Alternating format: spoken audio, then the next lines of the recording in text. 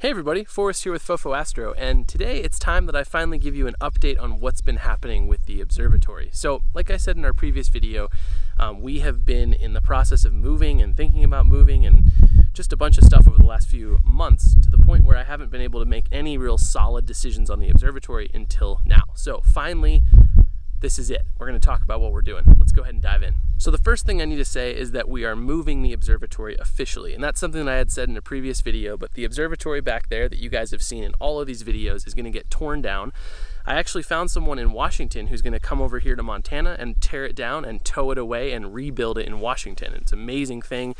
So it's actually going to be used by someone else, which is really cool. I was kind of sad to have to bring it to the dump and throw it away, so someone's going to get some use out of it, which is absolutely amazing.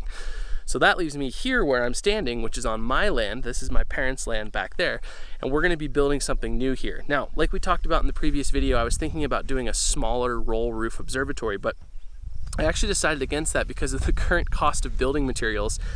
They're incredible right now.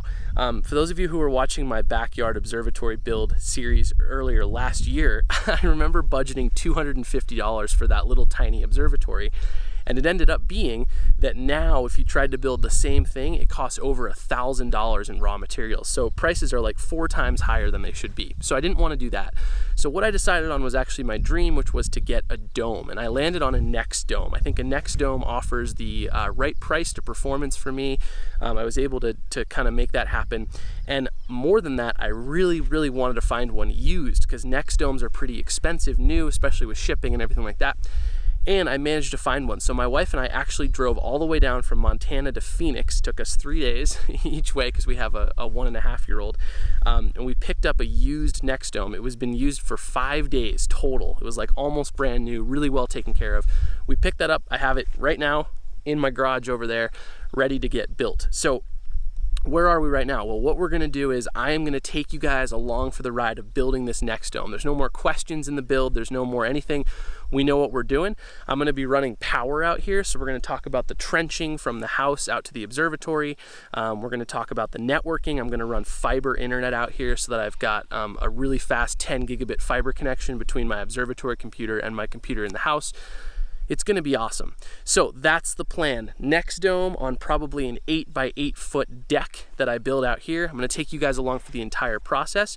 The NexDome is motorized both in rotation and shutter, so it'll be fully automated. It'll run through the night without any intervention from me. And I just want to say, those of you who are looking at doing an observatory, check used prices. Used NexDomes do pop up occasionally on cloudy nights. And I literally got a $6,000 NexDome setup for about $2,500, including the time it took me to drive down there and the gas and wear and tear on the car. So almost half price, better than half price, which was pretty competitive with what I would have paid to build a roll roof observatory this time.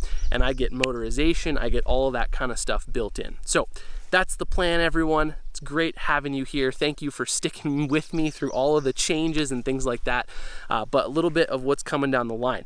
Now, we are not moved into our new house yet, and I don't want to put this place under construction with the current tenant in there. So we're going to be a little bit before we start this build, but probably around August, you guys can expect the first build videos. Maybe a little bit before that with some planning stuff.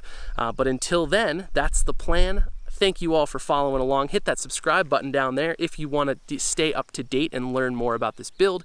Lastly, drop a comment down below if you have any questions. Let me know your input. One thing I'm thinking about right now is what my foundation's going to be for this NexDome. So if you have any dome foundation experience, I'm kind of debating whether to do a poured pad or a deck with Trex or what I want to do. And with building materials, I obviously want to keep the cost down as much as I can. Anyway, thanks guys. Really appreciate it. Catch you in the next one.